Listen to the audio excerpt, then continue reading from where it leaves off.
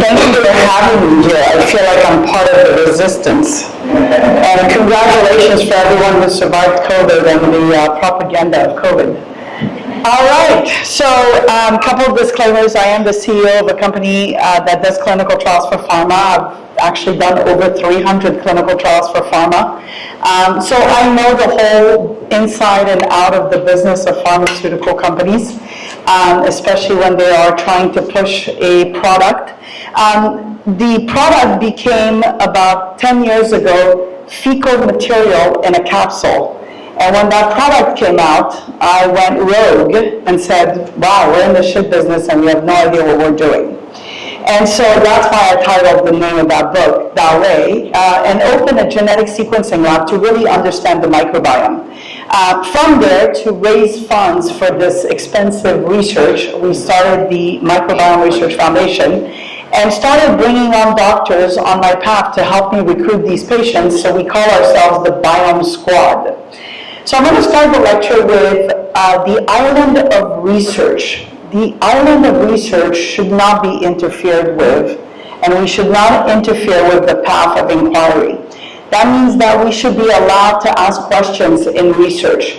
That means that if somebody is telling you that this is the way to treat COVID, you should be allowed to ask questions, because science evolves. Science is about asking questions.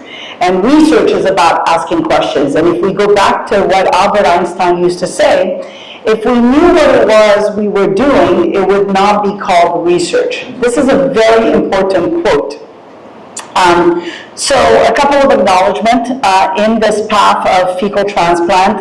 Dr. Neil Stolman, 30 years ago, at a poster at the American College of Gastro, would take me away from my poster and say, see, the future is in the microbiome. He called it SH.T back then. And I said to him, please don't make me play with it. I like my colonoscopies to be very clean, otherwise I'm out of there. And sure enough, here we are, I'm deep in it, and have done a lot of fecal transplant. One of the things that I appreciate about Dr. Stolman is he always says, when it comes to research, there are no wrong answers. Dr. Borody, who was the father of fecal transplant, most of you know, in Australia, says that if you see a Martian, you don't need to do a placebo-controlled trial. And that's what we see when we are treating patients. We're seeing the Martian. We're seeing the patient improve with cancer. That's your Martian. You don't need to do a placebo-controlled trial. You did precision medicine to treat that patient, and you succeed in treating that patient. That's the art of medicine. We can't forget the art of medicine when practicing. Dr. Sidney Feingold, when I approached him, he had a lab. I improved the first N of 1 improvement of Alzheimer's with fecal transplant.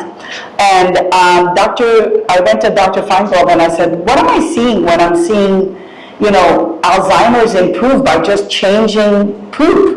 And he said, you're seeing the microbiome at work, and here's a microbe that we've published on for Alzheimer's, but it never went into the journals, but maybe you could prove that I was right.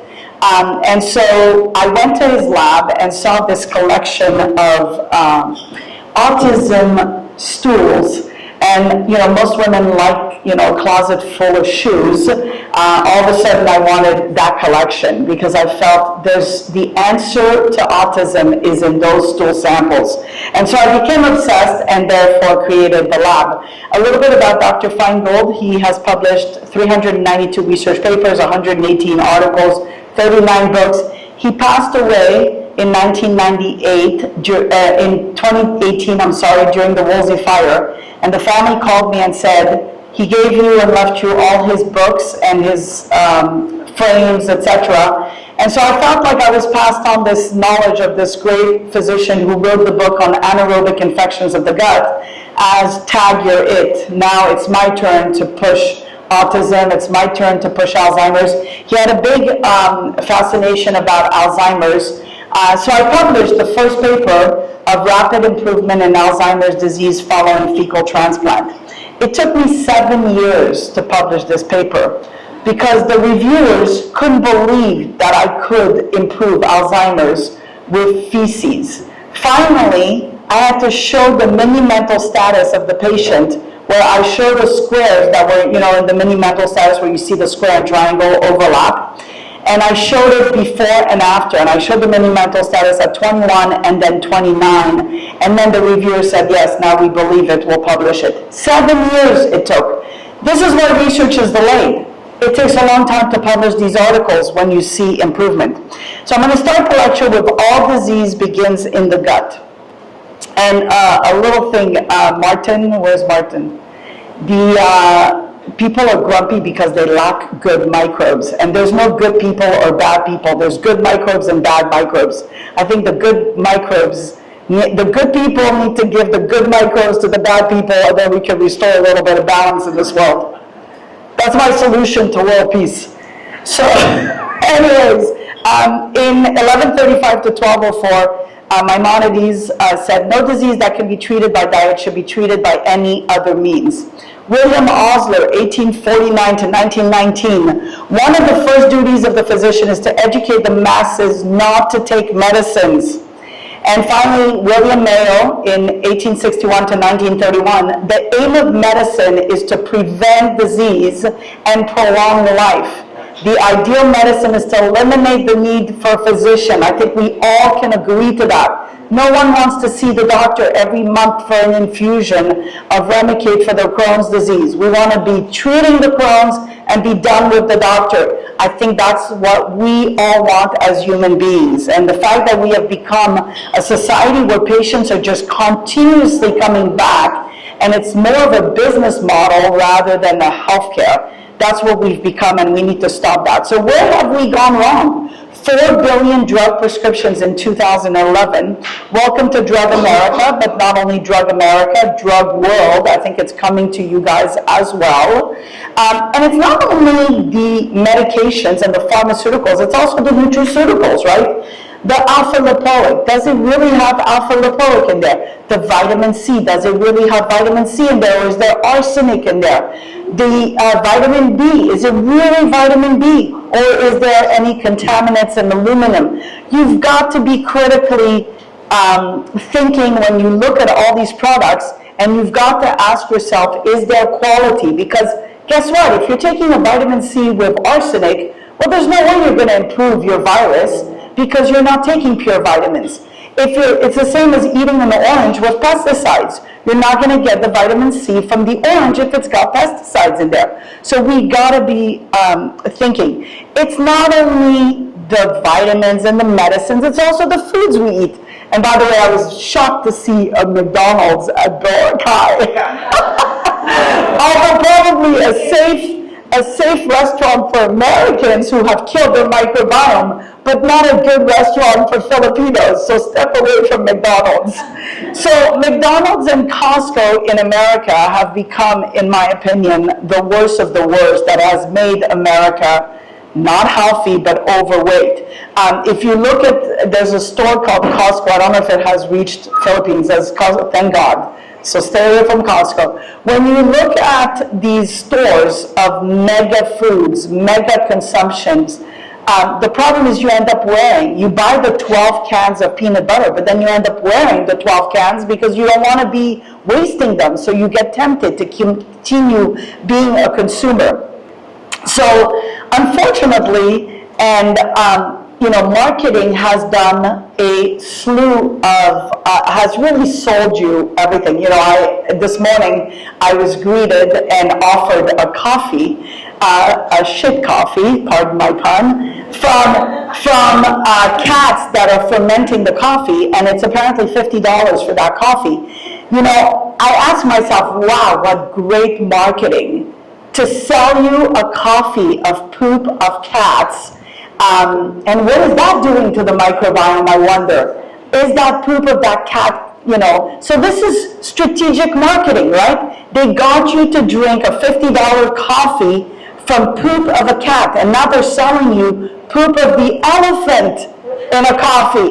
What is that doing to our microbiome? What's in the poop of the elephant?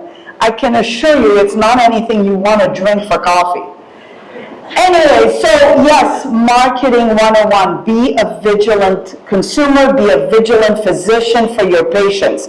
If Skinny Drops would really help Is that why we have an obesity crisis in the country? You know, skinny greens, what a great marketing. Like you're eating a salad in a container of bottles of pills that probably have arsenic in them.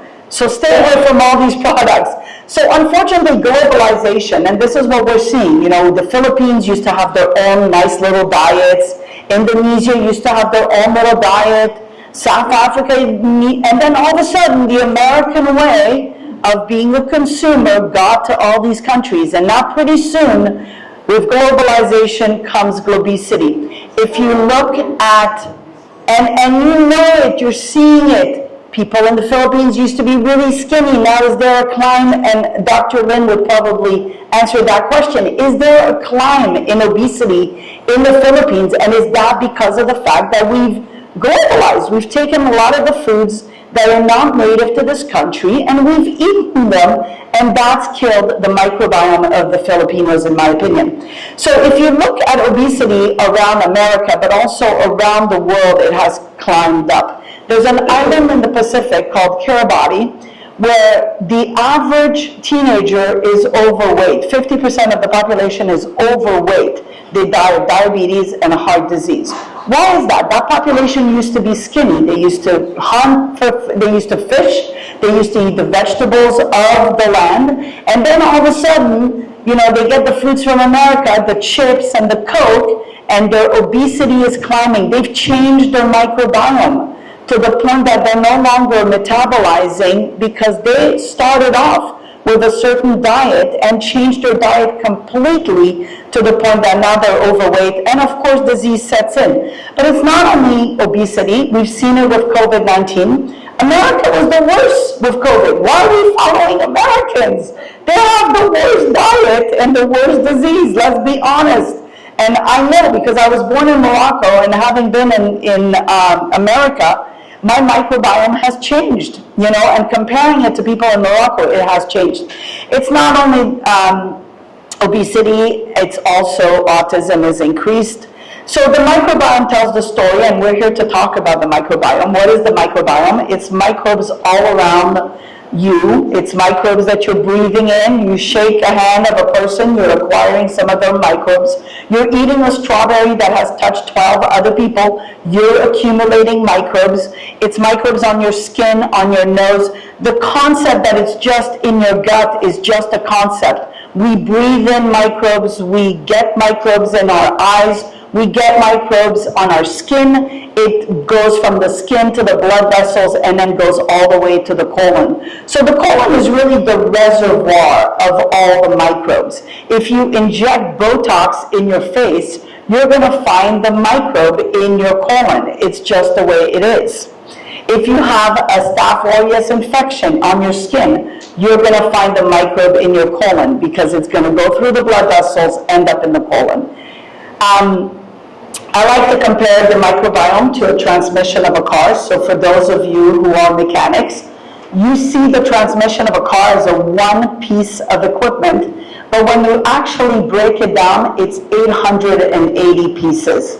If you break one piece of that transmission, the whole transmission breaks. This is your microbiome. That beautiful log in the toilet, sorry to be so graphic, but this is what we're talking about here when we talk about microbiome. It's not a marketing ploy to sugarcoat it and call it microbiome. We have to call it what it is. When you look at the microbiome, that log in the toilet, it's trillions of microbes. You destroy a family of Clostridium, your transmission, your colonic microbe is now damaged. Now, are you going to add more Clostridium? Then you're going to create an imbalance. Now you've dropped the ruminococcus and the Bacillobacterium and the bifidobacteria. So it's important to realize that it's a whole unit, a whole organ. And to change that organ, you really have to say, am I going to change a transmission of a Honda with a Mercedes? Am I going to take the stools of a person from Mexico and put it in a Filipino person?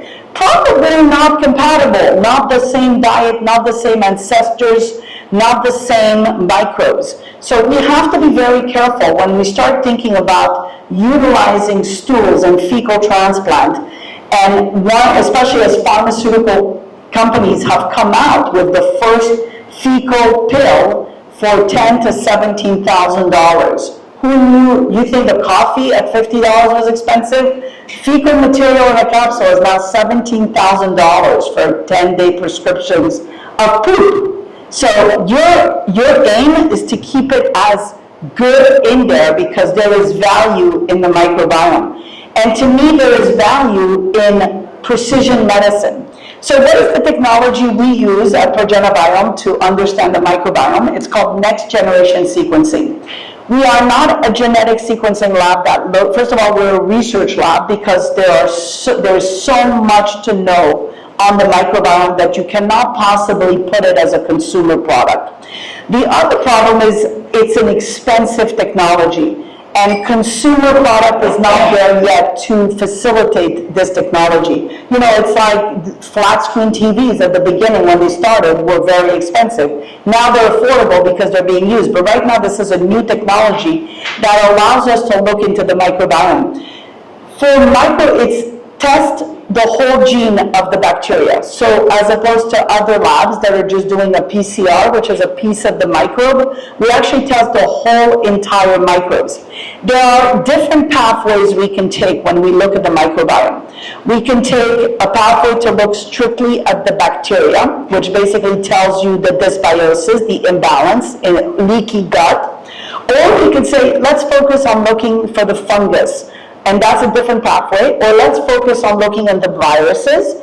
And if I'm looking for COVID, let's focus on looking for COVID separately. So each pathway is about a 1 week to 2 week in the lab of doing library prep, of using the right reagents to amplify these microbes and to find these microbes. So we are doing 57 clinical trials on the microbiome, and what we discovered is actually there's no normal. So that's a big challenge, and that also tells you you cannot be compared to those labs out there because you are your own individual. So here are the challenges of microbiome research and why I decided to do the talk on where we are in the microbiome. If you look at, I think this is if you look at these columns, each column is a healthy individual from different areas of the world. You could see that this person is completely different than this person. This person has a big overgrowth of a certain group of microbes. But that's okay because that person lives in a different area than this person, but yet they're both healthy. Can I compare patient 1 to patient 3? If let's say patient 3 has a lot of akkermansia, but patient 1 has none, but they're both healthy, can I compare them? No. Therefore, you cannot compare. So any lab that tells you this is a normal, stop using it because there is no normal in the microbiome space, okay? And we actually published this at ACG to show that everybody is different.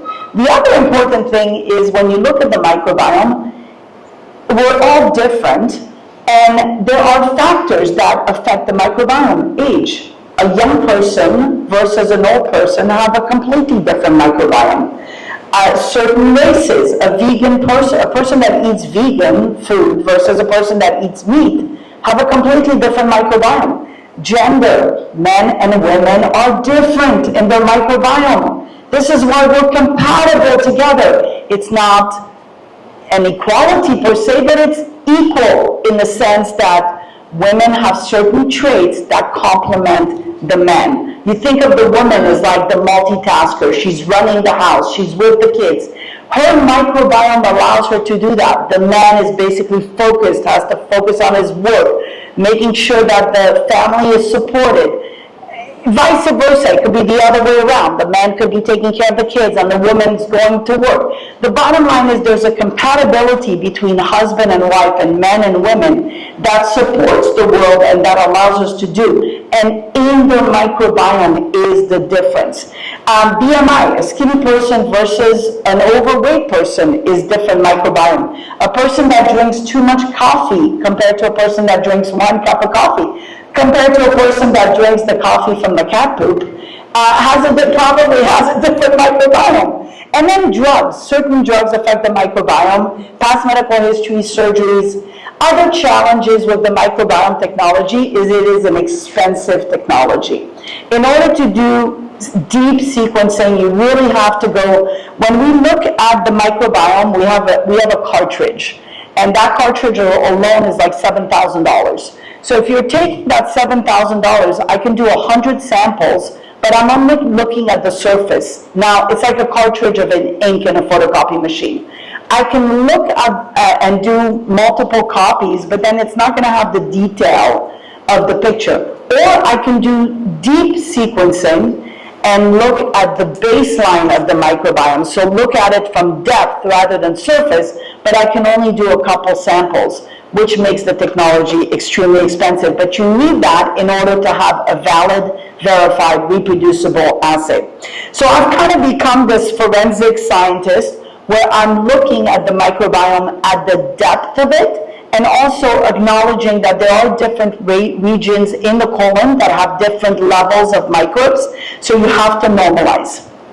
So microbiome testing at best is a research tool. It was a research tool that came very handy during COVID because it actually showcased the treatment of COVID, the prophylaxis of COVID, and also the complications of one narrative with COVID. So there is no clinical data in the microbiome right now. Remember, clinical research needs to be valid, verified, and reproducible. And right now, none of the labs are reproducible. However, you can see there's a lot of money that was spent on diagnostics in the microbiome and continue to be spent. $466 million was spent. I can tell you that having looked at the microbiome as a research tool, 90% of the data that's out there on the microbiome is false. Why? Because the lab assay itself is not great, and unfortunately, on top of that, there's no reproducibility and there's no real clinical data. So when they show, well, this patient, the population of Crohn's disease have these microbes, did they really look at Crohn's disease? Was Crohn's disease analyzed by gastroenterologists? Was there a colonoscopy? Were there fecal calprotectin? Were there certain indications or markers that determined that this was Crohn's disease? No, the study did not look at all that. Therefore, the study itself is false until you isolate properly that this was Crohn's disease that we're looking at. And then on top of that, you have to kind of say, okay, well, this is Crohn's disease, but what is the microbiome of the women versus the men, the race? You have to acknowledge all that to really have a good cohort group. The other thing that's important is when you start looking at the microbiome and you notice all these differences, you start asking questions, right? Is Akkermansia a good microbe? Remember, there's a probiotic right now. I don't know if it's reached, the Philippines, but Akkermansia is becoming popular in America. Is that a good microbe or is that a bad microbe? Do people in the Philippines have Akkermansia as part of their microbiome? Do people in Algeria have that Akkermansia as part of their microbiome? Maybe it's not part of their signature microbiome. Therefore, why would they even think about a probiotic with Akkermansia?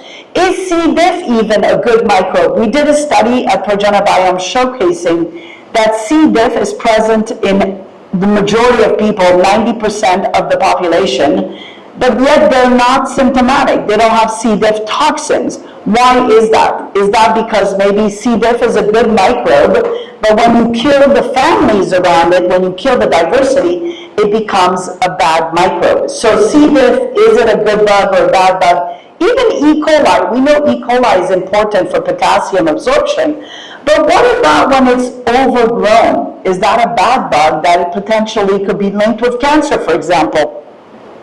Important to know. So if we're different, how do we look, and how does Progenobiome and myself look at the microbiome? Well, we look at families. So this is a family, this is actually my family portrait. My husband's not here today because he's heard this lecture plenty of times and he doesn't like to be embarrassed about me showing his microbiome. But this is my husband. See how colorful? See, I make poop pretty. So this is my husband, this is me, this is my oldest daughter, and this is my youngest daughter. So you can see in a family there are similarities. Each color represents a group of microbes, okay? So you can see the pale green here that my husband has, my youngest daughter has it. But yet me and my oldest, we don't have it. is that why my oldest daughter and I eat a cucumber and we gain weight? And my husband and my younger one can eat 10,000 calories and lose weight? Is that why these two have what I like to call the crying gene? They cry at every little movie that's sad.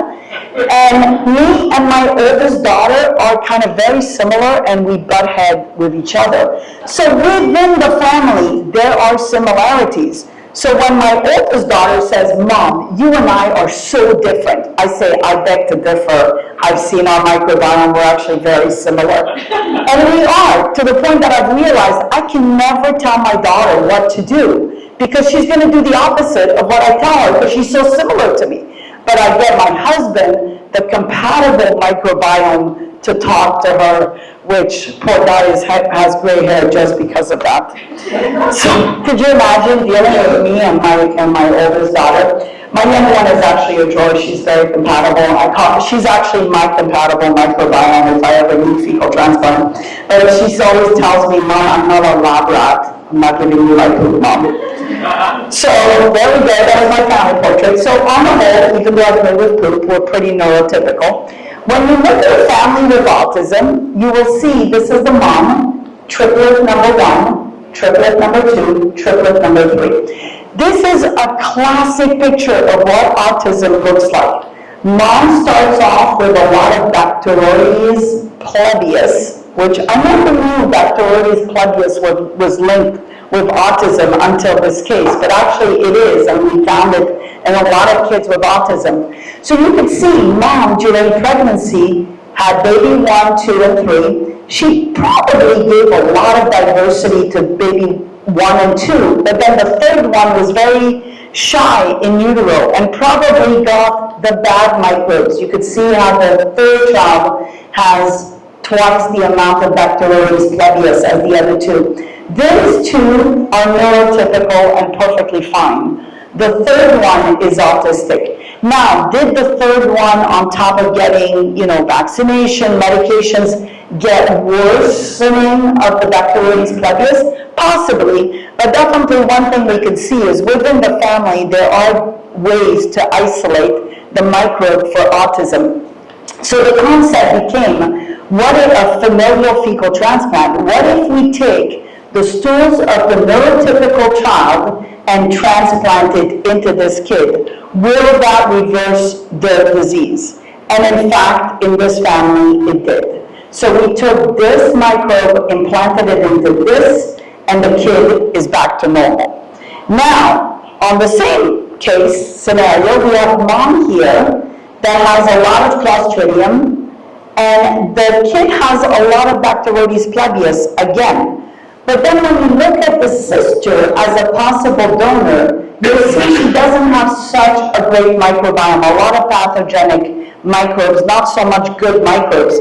This is not a good case of transplanting one sibling to another, because even the kid, when you take the history, she's approaching to be on the spectrum. So one of the criticism of familial fecal transplant was the idea of, well, families share microbes, therefore are they sharing bad microbes?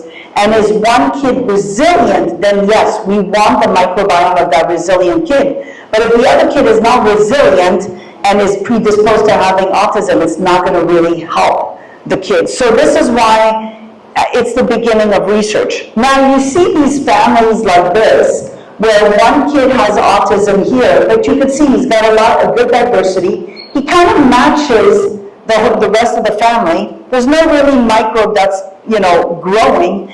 You ask yourself, well, is this a neurological primary, or is this the brain-gut connection? And this is why your friend, who's the doctor, the osteopath who corrects autism, probably has improvement with these kids, because he's adjusting the nerve pathway from the brain to the gut, which restores the connection. That it's a pathway. If you've got microbes in the gut, they go to the brain, they travel to the brain.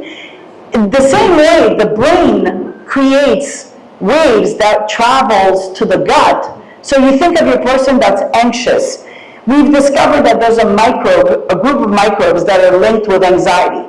Now, is it because the person has an overgrowth of these microbes that they're anxious, or is it because they're telling their brain is triggering the gut to grow these microbes, and therefore anxiety starts in the brain? So we can't just think the microbiome is everything and it all starts in the gut, because there's so many different ways that disease can happen. So again, looking at autism, so the one thing we notice is like the mom has a good diversity. Kids with autism typically have a loss of diversity. Now, if the diversity is not bifidobacteria, and remember this bacteria, this is your bacteria in your probiotics, okay? If the diversity is not mainly bifidobacteria, then that disease, loss of diversity, is bad for them. There is loss of diversity of good microbes, and there's loss of diversity that if you have good microbes, that's okay to have a loss of diversity. So diversity equals health, and loss of diversity in general is disease. However, if the diversity is bad microbes, it doesn't matter that you have a good diversity if you've got bad microbes. Do you guys understand that? Because everybody thinks about diversity as important, like diversity, and I'm the one that kind of pushed the whole idea of diversity because I believe in diversity. But even within diversity, there is a diversity of good and a diversity of bad. If you have a diversity of bad, that's not good, okay? So again, another kid with loss of diversity. In this case, there was a lot of bifidobacteria. So this kid, when we look at loss of diversity plus a lot of bifidobacteria, that's not necessarily a microbiome problem, because bifidobacteria is a good microbe, okay? So again, a lot of diversity, mom and baby are identical, which makes you kind of say, well, this is probably not a microbiome issue. This is probably a brain issue or brain to gut access. So it's very important when we think about microbiome, because we've been taught in medicine to just think one cause, one disease, one pill for one disease. No, it's not a one pill fix, it's not a one microbe problem, and it certainly is not one microbe for all, and it's not the same, factors for everybody. So again, same thing, kid with autism, mom, you could see there's no overgrowth of microbe there. Now, here are the overgrowths of microbes that have kind of popped up in autism. There was a question that possibly Prevotella is a good microbe to have for autism, okay? So you see here the mom has a lot of Prevotella, the baby has none. Maybe the kid is missing Prevotella, and therefore the microbiome that needs to be matched to this kid needs to have a lot of Prevotella. But then you've got the mom here that has zero Prevotella. This is a different family from Armenia, actually. And you could see the mom has zero Prevotella. The newborn, the other baby that's healthy, has no Prevotella. But the autistic kid has a ton, 1.5 million reads of Prevotella. Prevotella might be the culprit of autism in this kid. So Prevotella may be protected in one kid and be the culprit. These are the challenges of microbiome technology and understanding and really being a forensic scientist and looking at families with a proper assay.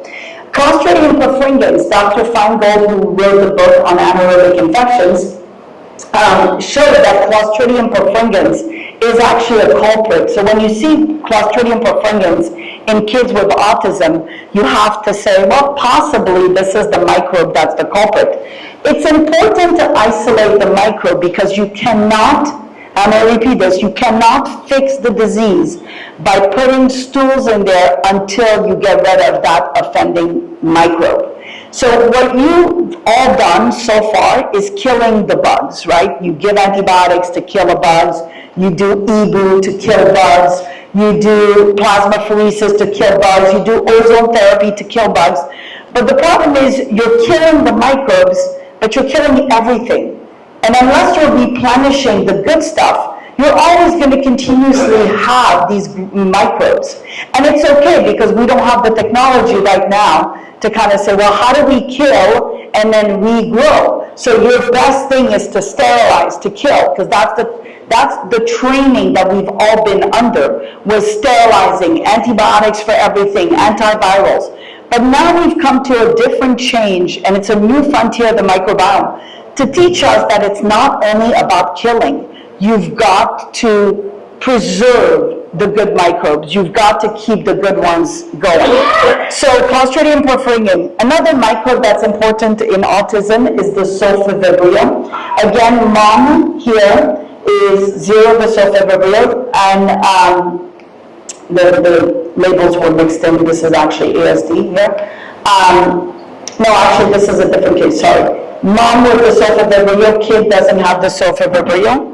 But here we have a kid with the sulfur-vibrio and the other family members don't have the sulfur-vibrio. Again, the sulfur-vibrio was thought of for autism, but however, in some kids it is present and it could be protective, and in some kids it's not present and could be the culprit. Bifidobacteria, my favorite bug that I've actually picked up and learned a lot during COVID.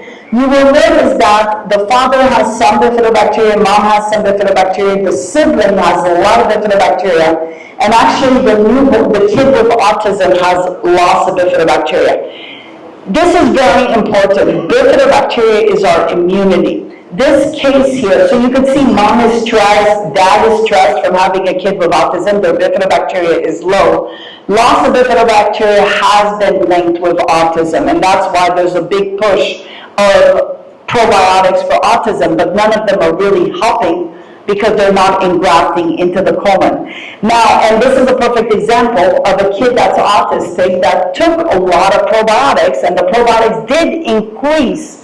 However, they're not engrafting, they're not staying. If you monitor him on day 1, the bifidobacteria is going to be high, but if you continue to follow this kid, the next day, it's going to drop again.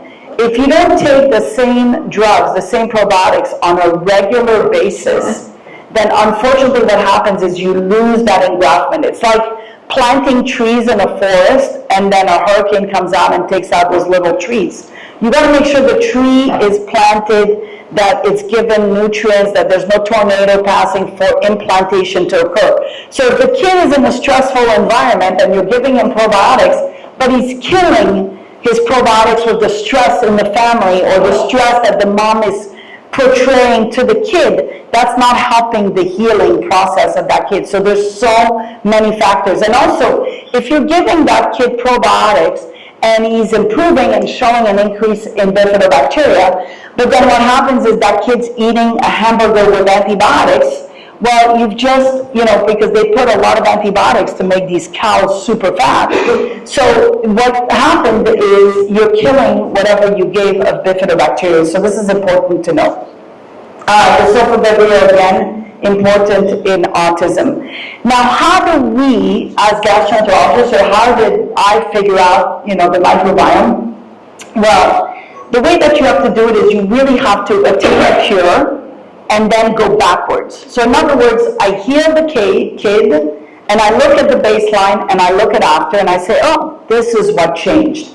This is what needs to happen. This is why you, the doctors, who are achieving healing in Algeria on certain diseases, you need to go back and look at what did you change in the microbiome that got you to heal. Because what you did is you saw a Martian, but you cannot prove the data until you showcase what has happened. So this is a kid with autism that was 19-year-old, came into my office. He was basically banging his head, breaking his teeth, lifting up the toilet, very aggressive kid. The parents couldn't sleep because of the fact that they were afraid that he was going to be killing them or killing himself during the night. So what we discovered, this bacteria here was Lactobacillus animalis. The sister didn't have it. She had a good diversity. So we decided we're going to transplant the sister into this kid.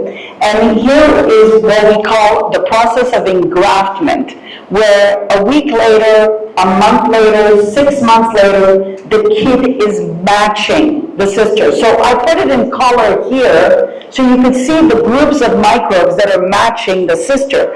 But that's really the process of engraftment. This kid went to prom with a girl. He's now speaking with a keyboard. Remember, he lost 19 years of development. So he didn't speak. Now he's speaking with a keyboard. He says mama, baba, he says about 8 words, and very calm. The parents went on vacation, left the kid with a nanny, they sleep at night. So this has been a change for this whole family that's improved. You could see the bacteria we isolated, Lactobacillus animalis, 25% decreased after transplant was gone. Of course, we gave this kid vancomycin before to kill off the whole microbiome. Proteobacteria, your E. coli, your Klebsiella, he had close to 50% of proteobacteria. The donor didn't have any, and you could see the kid post-transplant didn't have any. So his proteobacteria were killed off. And the process of refloralization that I like to call is improvement of bifidobacteria. And you could see he started to climb up to match the sister, but he started off as 0 bifidobacteria. So on a clinical picture, because we always like to see the clinical, his ATEC scores improved initially, but then they kept improving with every transplant. We did 3 transplants on this kid, and then his CARS testing improved, and he's continuously improving. So understanding the microbiome by healing is really the most important thing you can do. When I saw this case of improvement of Alzheimer's following fecal microbiota transplant, I discovered the microbes that were the culprit of Alzheimer's, possibly in that N of 1. But more importantly, I saw what changed that improved Alzheimer's. So now I can start, my brain can start thinking of utilizing microbes to heal Alzheimer's, not just putting poop into the colon, but precision medicine of taking what's missing and killing what's overgrowth, improving what's missing to improve Alzheimer's. Therefore, really more of a consortium of microbes. That's really precision medicine. Because really, what have we done so far? Think about your Lyme disease. We're giving doxycycline. Well, we're improving some microbes with doxycycline, but we're killing the rest. But Lyme disease is really specific microbes that are affected. So in fecal transplant, it's about finding the bug, creating the problem, eradicating the bug, and then restoring the microbiome. Think about it as your grass full of weed. You're getting rid of the weed, you're turning the earth, and then you're planting new seeds to grow tomatoes, to grow blueberries, to grow everything. But if you don't have the seeds, you're never going to grow those fruits in your garden, right? Your colon is your garden, okay? So now I'm going to tell you about C. diff. So the first column is C. diff, and this is how we realized the microbiome through C. diff. C. diff, what do? The diversity in a C. diff patient is 1.3. In other words, we gave so much antibiotics to that person in the hospital setting that we killed their diversity, and now they're at 1.3. C. diff now all of a sudden starts flourishing in that patient. Now we're going to give vancomycin, because that's what we were taught. First guideline, give vancomycin. What does that do to the diversity? It keeps killing it to 0.8. Now the patient comes back with diarrhea again. Well, it's no shock. You gave him a diversity of 0.8. How is he going to survive with a diversity of 0.8? He doesn't have any microbes to fight off the next microbes, right? So now you're giving him a more expensive drug, fidaxomicin, Difficid, and you expect 97% success because you're sterilizing, right? But look at what happens. You're killing the diversity even more. Now he's on the 3rd time, and this is why the guidelines in GI now are including fecal transplant. Because on the 3rd time of eradicating the microbiome, you now are replenishing the microbe. Now look at the diversity, it's gone up to 3.4. The problem with C. diff is not the bug, that's the problem. The problem with C. diff is you've killed the diversity. And you keep killing, so it's like you're beating up a dead horse. Stop beating up the dead horse, bring him back to life, I say. So anyway, so this is a great case that shows C. diff. Diversity is health for the most part, but remember, good diversity is health. Now this is the process of engraftment. C. diff patient, psoriasis, chronic UTI, suicidal patient, and C. diff. Okay, so C. diff, chronic UTI, psoriasis, and suicidal. 4 bad things in this guy. His diversity was 3.8. We gave him a donor that was 6.2. First, we tried the wife because we felt, well, maybe he's compatible to the wife, and let's give him the microbiome. That's about the only time that I saw that the wife was not compatible, and it didn't actually work. So we had to go into the stool bank and give him another donor, which was an English professor with a Shannon diversity of 6.2. And look how the patient matches the donor. Isn't that incredible? This is the process of engraftment. A year later, and actually it's been 3 years now, the guy doesn't have chronic UTI anymore, no psoriasis, he's no longer suicidal, no C. diff, and he craves orange juice because that's what the English professor craved. I told him never to go to Minnesota because he may have a better match out there than his wife. So that is kind of funny because I always say be nice to your spouse. You never know when you're going to need their microbiome. But in some occasion, if you're not compatible, then maybe that's not such a good thing. COVID, SARS-CoV-2 as a trigger of Tourette's, and this is where the microbiome told the story. I had this young girl who had zero bifidobacteria and then developed COVID. We searched for 6 months for COVID in her stools. Her family had had COVID in March of 2020, treated the family but didn't treat the girl. And then lo and behold, discovered that she had zero bifidobacteria. All of a sudden, 6 months later, she develops Tourette's. We killed COVID, we replenished the bifidobacteria, and now the kid no longer has a diagnosis of Tourette's, graduated college, is now going into nursing. She's doing some competition for Filipino nurses because she's from Florida. So there's a video on YouTube on Tourette's. The last 3 cases I'm going to show, and then I'm going to wrap it up for questions. This is a 4-year-old who basically came to me with 100 seizures during the day and 100 seizures at night. Her father was a prominent neurosurgeon in Beverly Hills, and she was on Depakote and rectal diazepam for a year and a half and bedridden. She came to my clinic seizing. And I said to the father, look, we need to refloralize the gut quickly and we need to intervene.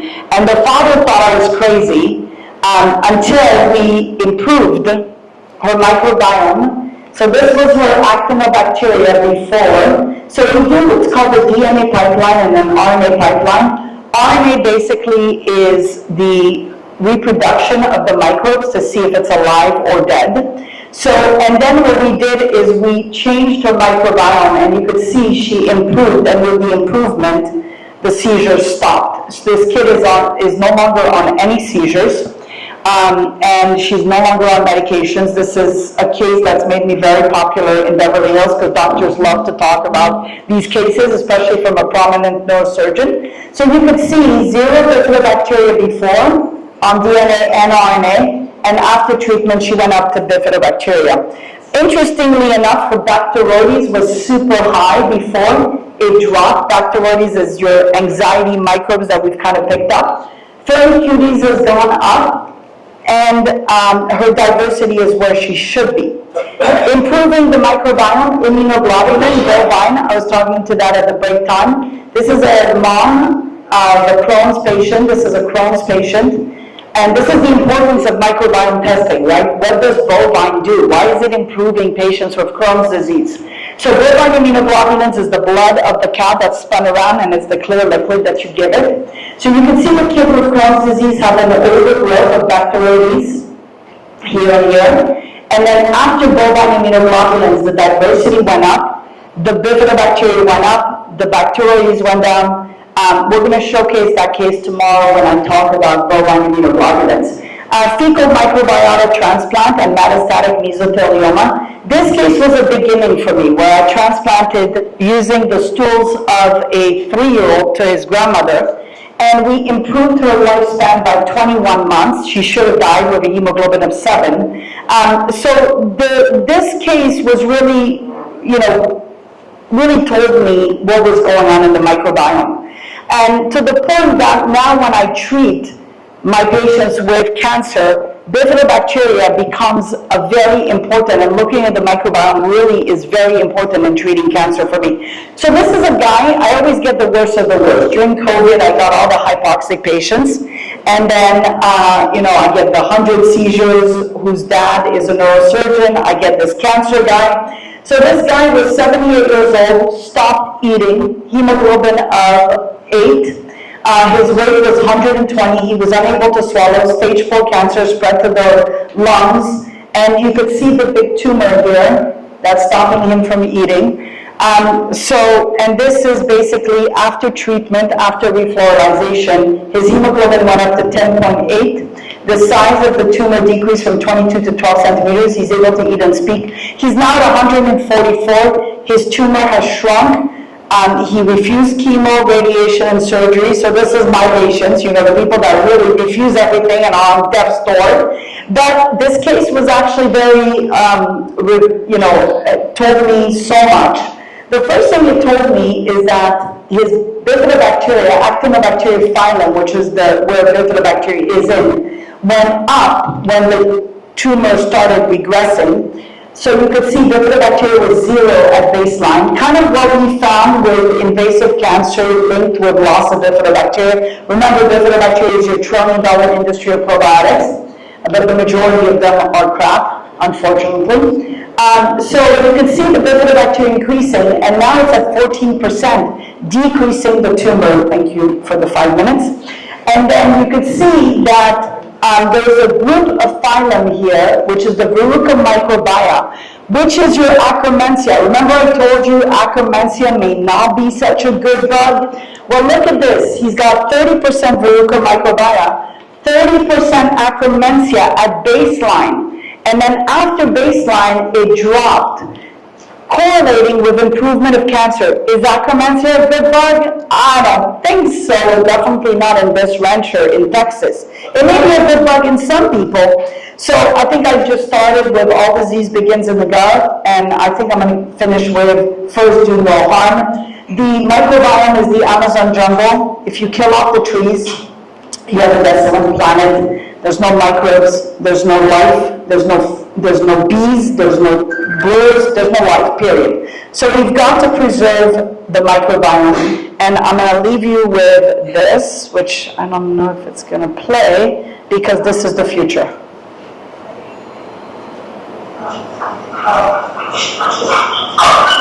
What's the matter with you? What is this, Dark Ages? You swallow that. Have any problems? Just call. This is the future. This is the future. Precision medicine, capsule of microbes in there. So I finished with, I'm going to finish with the book. Yes, I wrote this book mainly because I knew they would say I was full of it. But I said, let's talk about it. And certainly during the pandemic, I think it saved me very well because people were bullying me on Twitter and Facebook and everywhere. So I'm like, if you're going to talk shit about me, you might as well buy the book. And let's talk about it. And then I left them alone because there's something that, thugs don't like, is they don't like when you're using their platform to sell.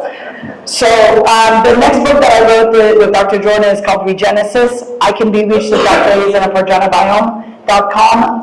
Please support our foundation. This is how we get to do all this research. The future studies are autism, Parkinson's, obesity, long haulers, celiac.